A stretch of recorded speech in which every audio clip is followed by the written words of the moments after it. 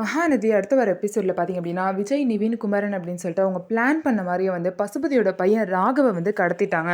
நிவின் தான் எப்படியோ பிளான் பண்ணி நிவின் அதுக்கப்புறம் நிவினோட அம்மா 3 பேரும் ஒரே காரில் வந்துட்டு இருப்பாங்க. ராகவை கடத்தணும் அப்படிங்கிறனால அவங்க அம்மாவை வேறு காரில் போக சொல்லிட்டு நானும் மச்சானும் வேற ஒரு இடத்துக்கு போக வேண்டியது இருக்குது, அதனால் நீ அந்த காரில் போமா அப்படின்னு சொல்லிட்டு ராகவை மட்டும் தனியாக பார்த்தீங்க அப்படின்னா விஜய் இருக்க அந்த கஸ்டடி அந்த ரூமுக்கு கொண்டு போயிடுவாங்க.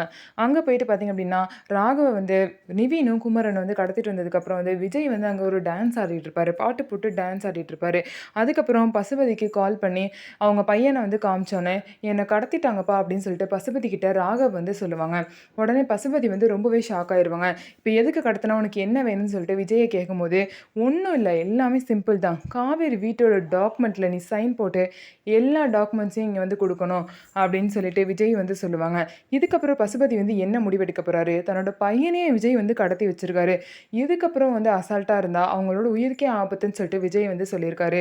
இதுக்கப்புறமா அது பசுபதி வந்து இந்த டாக்குமெண்ட்ஸ்லாம் கொடுப்பாங்களா, விஜய் வந்து நல்லபடியாக சாரதாமா வீட்டு கொடுப்பாங்களா அப்படிங்கிறத வெயிட் பண்ணி பார்க்கலாம். நம்ம வீடியோ உங்களுக்கு பிடிச்சிருந்தா நம்ம வீடியோவை லைக் பண்ணிக்கோங்க, மறக்காமல் நம்மளோட சேனலை சப்ஸ்கிரைப் பண்ணிவிட்டு பாருங்கள்.